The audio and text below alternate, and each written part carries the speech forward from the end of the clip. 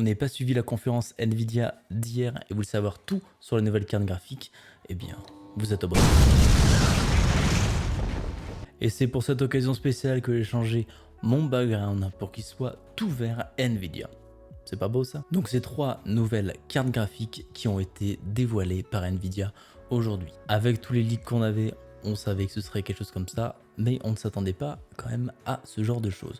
Donc c'est Nvidia RTX 3070, 3080 et 3090 qui ont été dévoilés. Donc une bonne partie de la nouvelle line-up Ampère hier a pointé son nez lors de l'événement. En ce qui concerne la 3070, elle sera proposée au prix de 500 $.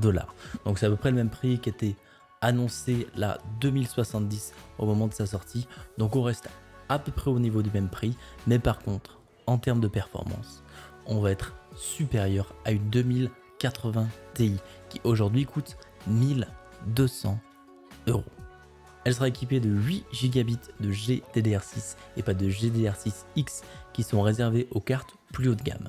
A l'aide de ses 20 shaders teraflop, 40 RT teraflop et ses 163 tensor teraflop, elle sera particulièrement bien équipée pour faire tourner des jeux en ray tracing, DLSS et tout autre chose comme ça. Cette carte sortira début octobre, ce sera bien sûr la dernière de la line-up de haut niveau de chez Nvidia à sortir, mais c'est celle qui est une des plus attendues parce que celle qui est tout simplement le plus consommée dans toute la line-up Nvidia, parce que c'est celle qui représente le meilleur rapport qualité-prix au niveau des cartes graphiques Nvidia, et ça depuis maintenant beaucoup de générations. Elle a par contre un design un petit peu différent de la 3080 et de la 3090 avec ces deux ventilateurs directement devant, un peu à l'ancienne, à la dernière génération. Mais celle-ci, comme elle est un peu moins puissante, elle n'aura pas besoin d'autant de rafraîchissement que peuvent avoir besoin les cartes de plus haut niveau. Si on passe maintenant à la 3080, on se retrouve avec une carte qui est particulièrement puissante.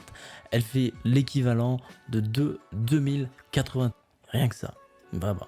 Rien que ça. Elle sera équipée de 10 Gb de GDDR6X qui est 2 fois plus rapide que la GDDR6. Donc vous allez dire oui, 10 Gb c'est pas beaucoup, mais quand on a une RAM qui est 2 fois plus rapide, on n'a pas besoin d'autant de stockage au niveau de la RAM pour faire quelque chose d'efficient. Donc c'est normal qu'on perd un petit peu de RAM par rapport à la 2080 Ti parce que c'est beaucoup plus efficient et du coup les informations circulent beaucoup plus vite et ont moins besoin d'être dans la RAM. Cette carte là a été annoncée au prix de 699 $, ce qui constitue, il me semble, une petite réduction du prix par rapport à la génération précédente. Et ça, c'est inattendu. Rassurez-vous, ce sera une dual slot équipée de PCI 4.0.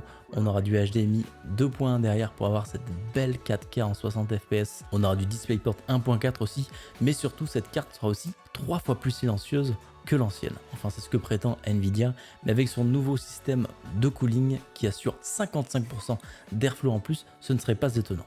Pourquoi? Parce que tout simplement, on va avoir des ventilateurs qui tournent un peu moins et qui rafraîchissent beaucoup plus la carte graphique. Donc potentiellement 3 fois moins de bruit, c'est largement possible avec ce genre de choses. Et pour finir, la 3090 que Jensen a gentiment sorti du four comme il avait sorti la 2080 Ti il y a 2 ans maintenant.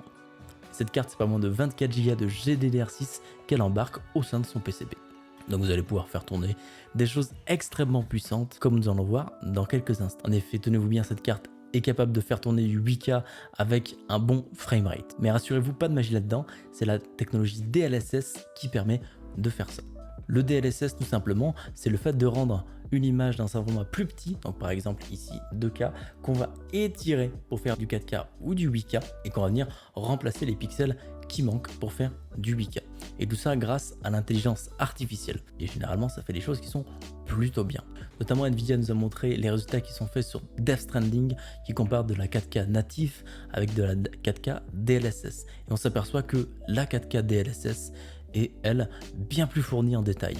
Donc, ce qui est particulièrement étonnant là-dessus, mais ce qui est une bonne nouvelle pour nous tous gamers. Bien sûr, ce 8K c'est fait avec DLSS, mais aussi avec du Ray Tracing. Ces cartes de 3e génération sont tout simplement bien meilleures et bien mieux équipées pour faire ce genre de choses. Mais attention, la 3090 ne vient pas remplacer les 2080 Ti, mais plutôt la line-up Titan des dernières générations. Avec 50% de performance en plus pour à peu près la moitié du prix, une 3090 sera vendue aux alentours de 1400 à 1500 $, alors que les RTX Titan, elle, se vendait aux alentours de 2400 $. Donc un move assez inattendu de Nvidia qui est, je le rappelle, en monopole sur cette série haut de gamme. Il est possible que ce soit en prévoyance de ce que va sortir AMD et ses nouveaux GPU Big Navi. Mais ça, on n'est pas encore sûr, on n'a pas encore de leak ni d'informations là-dessus. Il va falloir attendre un peu de temps pour savoir si c'est vraiment ça la raison ou tout simplement ils ont changé un petit peu leur stratégie interne. Donc ici on ne parle pas d'un pas en avant pour Nvidia mais bien d'un bond de géant. On a pratiquement 2 fois plus de performance par carte par rapport à la génération précédente, ce qui est tout simplement jamais vu dans ce domaine-là. Il ne reste plus qu'à voir les différents benchmarks qui vont sortir maintenant, voir si les cartes tiennent vraiment la route ou simplement du marketing de la part de Nvidia et qui nous a un petit peu roulé dans la farine. Par contre, je vous conseille 2 choses. Soit vous l'achetez tout de suite, Day One, vous pouvez mettre votre main dessus directement au prix où elle a été annoncée. Soit vous attendez un petit peu début 2021, histoire que les stocks soient faits, toutes les références soient sorties et que vous puissiez avoir le vrai prix de la carte. Parce que entre ces 2 zones-là, on va avoir un petit peu une pénurie de cartes, les prix vont augmenter de manière artificielle et vous allez être amené à payer plus pour un produit que vous aurez payé moins si vous avez attendu un petit peu de temps. Et voilà, vous savez à peu près tout sur ces nouvelles cartes qui sont sorties hier lors de l'événement Nvidia. Et de toute façon, on va faire pas mal de débriefs de cet événement Nvidia tout au long de la semaine. Merci d'avoir regardé cette vidéo et je vous dis à la prochaine. Ciao!